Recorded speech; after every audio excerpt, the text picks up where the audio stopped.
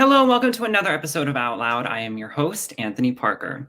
In 2020, the world changed and we had to adjust to a new way of living, and now things are changing again, but this time for the better, thanks to COVID-19 vaccines being readily available. Our first guest today joins us from a leading organization here in New York City committed to HIV prevention research and education, who are also involved in late stages of research in some COVID-19 vaccines. Here to give us an insight on vaccines in relation to COVID-19 and HIV and the studies they're conducting, please join me in welcoming assistant member and junior faculty at Project Achieve, Dr. Jorge Soler. Hello, Dr. Soler. How are you? Hi, Anthony.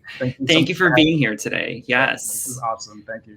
Now, before we jump into everything, I just want to start off by having you tell us about the work that Project Achieve does. Sure, no problem. So as you mentioned, I'm junior faculty at Project Achieve. Project Achieve was founded in 1993. And so historically, we're an HIV prevention lab organization. We have been involved in phase 1, 2, and 3 HIV vaccine clinical trials. And we also work on behavioral studies. So studies looking at just the health and well-being of people living with HIV. So when the pandemic started, like for everyone else, our organization changed. All of our HIV studies went on pause for a year. But because of our experience doing HIV vaccine research, our site was selected to be involved with 2 of the phase 3 COVID-19 studies. So it's exciting for us because we grew as an organization, we opened up new sites, and essentially now we're a laboratory that does both HIV and COVID prevention research. Great. Now, we've all received vaccines as children, but not many people may know how they work. And with the COVID vaccines, there have been lots of misinformation thrown around out there. So tell us, how do vaccines work? Yeah, so I think a good place to start is kind of to think about how the virus itself might work, right? So in the context of coronavirus, so the coronavirus corona kind of stands for crown, and it's because the virus has this crown of what we call spike proteins. So it's important to know that piece. Now, our cells in our bodies have a receptor on our cells called ACE2 receptors.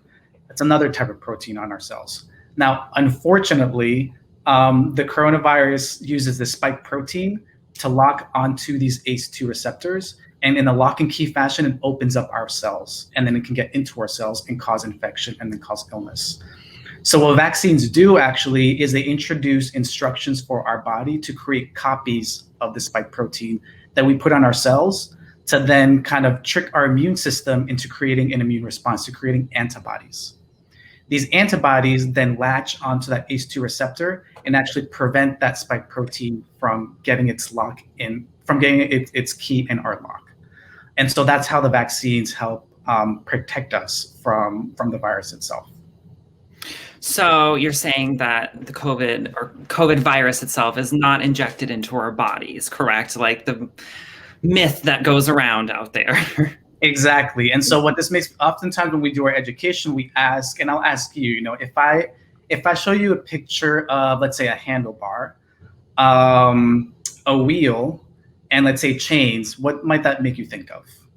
A bike. Right, a bike. Now, your mind recognizes that it's a bike, but with those 3 pieces, can you ride that bike? No. You can't. And so in the same way, a vaccine helps your body produce a copy of a piece of the vaccine, of the virus.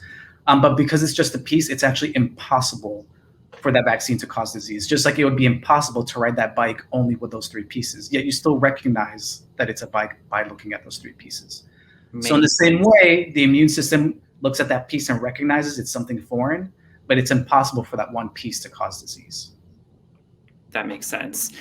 Now, vaccines don't just suddenly appear at our doctor's office or at vaccine centers. There is lots of research and studies that go into it. Like we mentioned, Project Achieve has been involved in that. So tell us what that research entails. Sure. So with clinical vaccine studies, there's typically 3 phases. There's phase 1, 2, and 3. So actually before that, there's the animal studies, right? So it's like you're doing experiments with animals just to look at kind of basic safety, immune response in animals. Once that looks good, then it moves into the clinical trials. And when we use the word clinical, that means it's research now with people, with human beings. And so that's when we go into the phase 1, 2, and 3 studies. So phase one is typically a very small study of about 100 people or so. It could be a little bit more or less. And the main purpose of phase one is just to look at safety. That's the priority. It's just looking at the vaccine and seeing how people respond to it, collecting very detailed safety follow-up information, just safety. So if that checks out at phase one, then we move on to phase two. Then phase two usually involves a few more people, so a couple hundred people. And in phase two, we continue to look at safety. But the next thing we want to know also, what is the optimal dose? So kind of what amount of vaccine product and over what period of time? So what's the frequency of dose? So how much of the vaccine, and is it 1, 2, or 3 doses? Are they spaced out 1 month, 2 months, 3, 6 months apart? So that phase two is to optimize that dosing. And again, to keep looking at safety and see what dosage gives us the best immune response. Now, if all that checks out, then we move on to phase three. And phase three is where we ask the question, does it protect people? Does it prevent infection? Does it prevent illness and disease and death? And so because that's the question, those are the studies where we're recruiting in a large number of people. For the COVID vaccine studies, it was 30 to 40,000 people, right? With the assumption that some people may become infected, and then you're comparing those, right? People who are vaccinated and not. And do we see less infection in vaccinated people? That's what phase three helps us answer. Now, the hottest question of the time right now is, how were the COVID vaccines developed so quickly? Yeah, that's a question we see a lot in our community outreach. And so, really the simple kind of elegant answer to that is, this is what it looks like when the world is invested in something, right? Everyone was in on this. So that means we have financial resources, we have the person power, the expertise. Literally, it means you can set up more study sites, recruit volunteers faster, develop marketing campaigns, analyze the data faster, publish it more quickly. So it's about resources. And if anything, I think it teaches us what we can do if we also invest greater resources into other types of vaccine research. And then the other thing too is, so SARS-CoV-2, which is the virus that causes COVID-19, that virus is new to us, but the family of coronaviruses, that's not new. So we actually have previous experience doing research with the family of coronaviruses.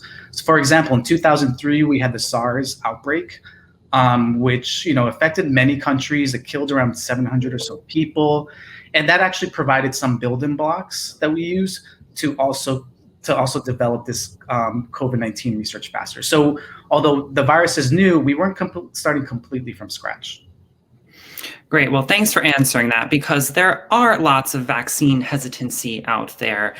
So what do we know about vaccine hesitancy in different communities, and specifically the LGBT community? Yeah. So at this point, I've kind of given you just information about the kind of the science and background around vaccines and viruses. But we can humanize that, right? So what does that mean for communities? What we see is that there are communities that are disproportionately impacted by COVID and also by HIV. And so we see that, for example, because of social determinants of health and underlying inequalities, we see that some of the same populations impacted by COVID are also impacted by HIV, and that's Black and Latinx communities. The differences are in age groups. So HIV tends to impact younger populations. COVID tends to impact older populations. And so there's lots of work to be done at the individual level in terms of continuing to provide education and knowledge to communities, talking to them about their health behaviors. But we also have to think about kind of what are the issues happening at the community level, at the structural policy level. So at the community level, things like medical mistrust, right? This is something that lives in communities. Lack of experienced providers maybe for those particular communities. And then at the structural level, things like lack of access to healthcare or quality health insurance. So we have to think about all these levels. Yes. Now vaccine hesitancy, what that is a delay in acceptance or refusal of a vaccine. And so a lot of that is rooted in medical mistrust. And oftentimes, we talk about kind of historically past abuses of communities of color by medical and public health institutions, but we also don't have to look back that far, right? You can talk to people now and they'll say, yesterday they had an experience of racism or of homophobia or of sexism with a provider. And so in that context, it's actually vaccine hesitancy can be very normal and rational. And in some ways, it's important for people to advocate for themselves and to ask questions of the science and the researchers and of these vaccines. Got it. Now, what have been some of the challenges in rolling out this vaccine as we're talking about vaccine hesitancy, and specifically maybe in the Bronx too? Right. So we've had both successes and challenges. I think New York City has responded exceptionally. I think there were missteps at the beginning. So, for example, I know that there were certain vaccination sites that were set up, let's say in predominantly Latinx communities, where maybe there wasn't adequate staff who spoke Spanish. Also, early on, some of the websites for creating a vaccine appointment also weren't in Spanish or weren't in many languages to serve different populations. So those things were corrected early on and quickly, and that was great. But still, people remember those things, right? And so it starts again to kind of breed that medical mistrust. And so you have to, it's not just about providing knowledge and information and the correct staff or the correct website and language, but it's really getting at that heart of the issue, which is that mistrust, which has a kind of historical buildup. Sure. Now, my next question sort of segues into what we're going to talk about next. So we have the COVID vaccines who arrived pretty quickly, and you explained how that was possible. But why is it taking so long for an HIV vaccine to be developed? Yeah, that's a good question. And I think, people want to compare different vaccines, but we have to be cautious about those comparisons because at the end of the day, we're talking about completely different viruses. Each virus behaves in a different way, has its own characteristics. And so simply HIV is just a different virus. And it's a virus that's really good at evading our immune system. There's also, folks don't realize there's different subtypes. I think now with coronavirus, we're kind of hearing about the variants, right? People have an idea there's mutations and different strains. Same thing with HIV. There's different subtypes that are endemic to different parts of the world. And so that's one challenge is there's different subtypes. HIV is really good at building reservoirs in our bodies and in our cells to evade our immune system. And so it just becomes that much trickier because of the way I mentioned a vaccine works by kind of honing in on one specific piece of the virus. With coronavirus, it's the spike protein. But with HIV, it's not just one piece. It's different pieces of that virus that we have to figure out how to use to alert the body to mount an immune response. Got it. Now we're running a little short on time, so I want to jump right into the different studies that Project Achieve is conducting. One study that you are conducting is called the Mosaico Phase 3 vaccine study. So tell us a little bit about that. Sure. So this is really exciting because it's a phase 3 vaccine study. Just like how we had the phase 3 COVID studies that got us the vaccines, we're actually now at a phase 3 HIV vaccine study. So this is a study recruiting 3,800 people in North and South America. Project Achieve is a site here in New York City. And so this vaccine is called Mosaico because we're using different pieces, right, of copies of the HIV virus to create a mosaic of proteins in the vaccine to see if we can mount a better immune response. So this study is focused, we're recruiting gay men and trans women. And so the website, if you're interested in learning more about the study or possibly volunteering, you can go to joinusnyc.org. Great. Another study is the ENVIO study, ENVIO. Yes, so ENVIO is a study that's focused on Black and Latino men who identify as gay or men who have sex with men, 16 to 24, living with HIV. And the purpose of the study is to look at how experiences of violence in community and in partnerships can impact engagement in HIV care. So we know that young, gay, Black and Latino youth experience higher rates of violence compared to other groups. And for folks living with HIV, that can impact the way they engage in HIV care. And so we want to study that link and how kind of these experiences impact engagement in HIV care. Great. And another one you're doing as well is neighborhoods, networks, and HIV care. So tell us about that one. Yeah, so that's NNHIV. And so this study is focused on those also living with HIV, 16 and older. And we're looking at social context. So people's kind of social context, where they live, where they work, where they have sex, where they hook up, those social networks. And so how these things are related to things like mental health, substance use, and also how that impacts engagement in care. And so if people are interested in that study, you can go to talkhealthnyc.org. This has been a very informative segment. I know the time went by so quickly, but if anyone is interested in learning more about Project Achieve, or even potentially in participating in a study, they can do so by visiting your website, projectachieve.org, correct? Or any of the links that we provided as we discussed each of the studies as well. Exactly. Well, thank you so much for being here. COVID-19 has changed how we show up and show out with our family. Now it's time to take the first step that lets us get back to talking smack with a side of mac and cheese. Before we can safely come together, we need the facts. As COVID-19 vaccines become available, you may have questions. Should I get it? Is it safe? Should I wait? It's smart to question. Now, get the facts at getvaccineanswers.org so you can make an informed decision when vaccines are available to you.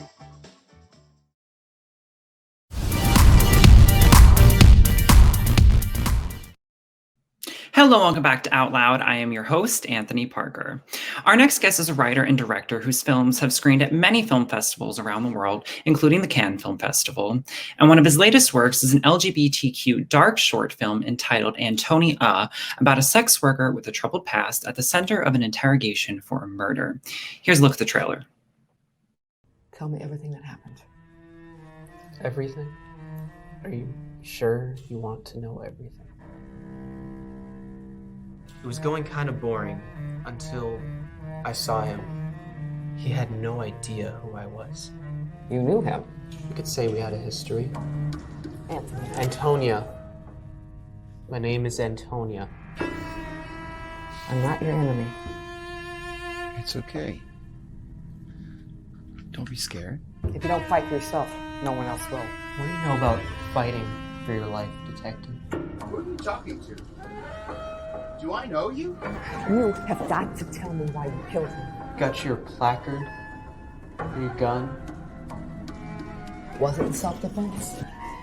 Your fingerprints are all over the room and on the murder weapon. I reached out for the gun. I wanted to end it. Please help me recreate the scene.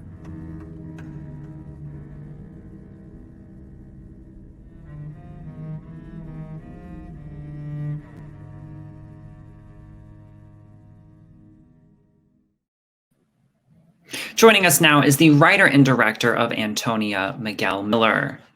Hello, Miguel. Welcome. Hello. Thank you for having me.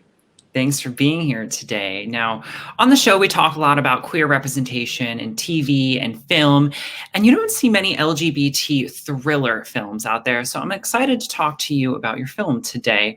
But before we get into that, tell us a little bit about yourself.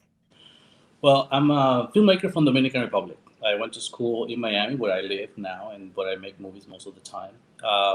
I started this career about 12 years ago, and I've done about maybe directing 25 films, worked in about 200 productions of all capacity. I've done from mostly directing, but assistant direct. I've done sound, script, you just name it. I'm always on set doing a bunch of stuff, but I'm always also creating behind on my own, working on my own craft. So that's in a nutshell who I am. Great. Now, we've seen the trailer to Antoni-a, but tell us a little more about the film, of course, without giving too much away. Antoni-a is a story of a troubled young woman who feels trapped. She's felt trapped her whole life. And the movie begins her being interrogated for the death of a client. She is a cross-dresser. But before she cross-dresses, she works as a male stripper. And these are signs of a level of uncertainty in her life. So she's trying to find meaning to her life. And this event leads her to an unfortunate event where one of her clients is dead. Now she's being interrogated for the death of this client. And she feels like her voice is not being heard throughout her whole life. So why is it going to be any difference doing this interrogation? It's the police who's interrogating her, for God's sake. So she's not willing to open up until Anna Frank decides to lend her a mothering hand. And as she has to she goes into explaining what happened that evening and how that event had ended up with this gentleman being dead. She has to travel back into her past when she was a young boy and looking for understanding of who she was, who she wanted to be, and looking for the support of those that she actually loved. So, in a nutshell, that is Antonia. It's a story of a cross-dresser who's being interrogated for the death of a client that she works as a prostitute. Now, is it appropriate to say that Antonia identifies as transgender? Yes, absolutely. Okay. Absolutely. So, as the writer, go ahead. No, yes, that was part of the issue as I was doing the research with this movie. Antonia, her whole life, she felt trapped in the wrong body, and in a quest to live her true life, she did so many things, exploring her masculinity, which didn't go very far. But it was not really about sex for her. It's all about what she felt that she needed to be. Great. Now, as the writer and director of this film, what inspired it? Most of it's just gonna sound really weird, and I don't say it often, but most of my movies come to me on a dream, and as I write them, I do them as a sleep awake. When I wrote Antonia, I dreamt some of the event. I dreamt meeting Antonia, and then the event I developed as an artist, as a creator. And I wrote the story, and it came out, and I did a couple of drafts. I went to some friends for corrections. It got some positive, negative reviews from my friends. I didn't think I was going to be able to do this movie because it's intense. And the way I'm portraying Antonia, I'm putting her in a real life event where she is just like any other person that is going through something like any of us will go through. Normally, when you have a murder investigation, they have all kinds of characters, but normally we said that the trans community it's to be welcome in any community, but we don't portray those in film. So I wanted that to come clear in the movie. I wanted to be a murder investigation, but overall of a person. Because she's a trans doesn't mean she's not a person, or is lesser than, or will not go through the same tribulations that anybody else goes through. So I started writing and writing and writing and writing and rewriting. Finally, I sent it for coverage, and the person that does my coverage is a very straight to the point person. She's very direct, which I love. And she always comes with a bunch of feedback from me, which I love too. When she got the story, she normally doesn't write anything on the text. She just sent me the page and I go over whatever she said. She sent me an email and the first thing she says was, "Thank you for sharing this story. Very impactful, because not often you see two female lead." And when she said that, it warmed my heart because she got Antonia. She understood that Antonia was to be seen as a female. Now, sadly, the trans community faces an epidemic of violence. And so far, at the time of this recording, there have been at least 29 transgender or gender nonconforming people fatally shot or killed by other violent means in 2021. And at least 44 fatalities occurred in 2020, making it one of the most violent years for the transgender, gender nonconforming community. And of course, we say at least because of possible unreported fatalities. So the story of this attack that happens in the film is sadly a reality for many people. And with that being said, I want to quickly talk about the negative comments that the film was subject to online. So tell us a little bit about that. Oof, that is hard to even bring up. You see, when you make a movie, it's like an extension of yourself.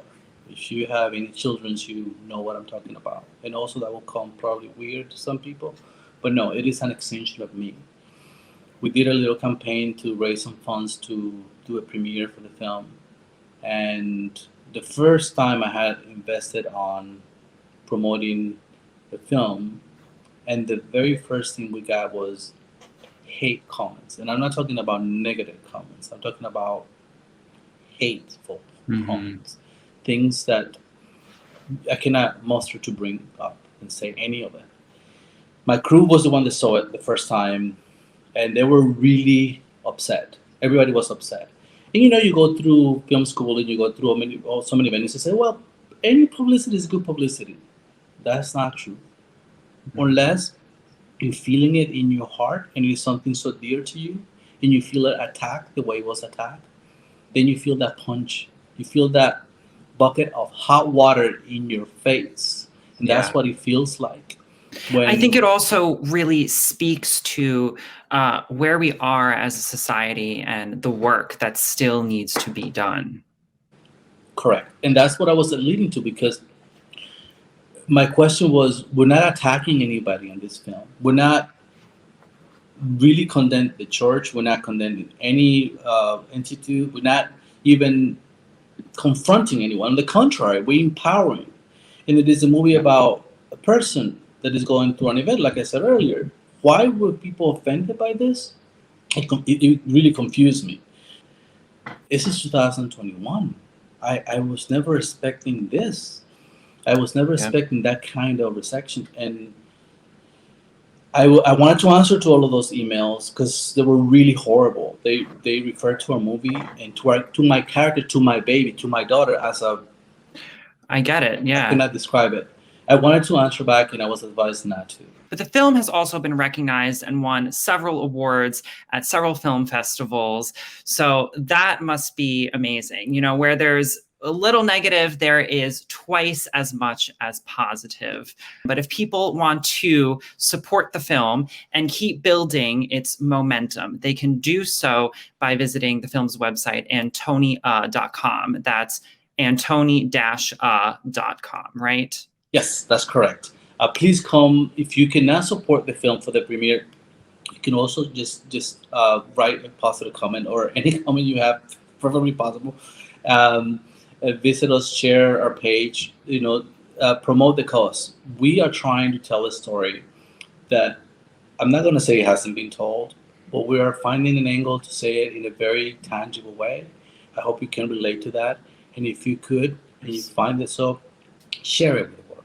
Please do. That's all I want to do. I want people to see Antoni-a and have as many people to see it as possible. I have no financial interest on this film. All I want is to pretty much give her a voice, have her on stage as she should be.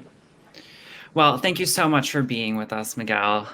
And thank you for sharing this great piece of work. Yes, thank you. All right. Well, remember that you can stay up to date with all things Out Loud on our website, outloudtalk.com, on social media, on Facebook at Outloud LGBT, on Instagram at outloud.tv, and on Twitter at outloudlgbttv.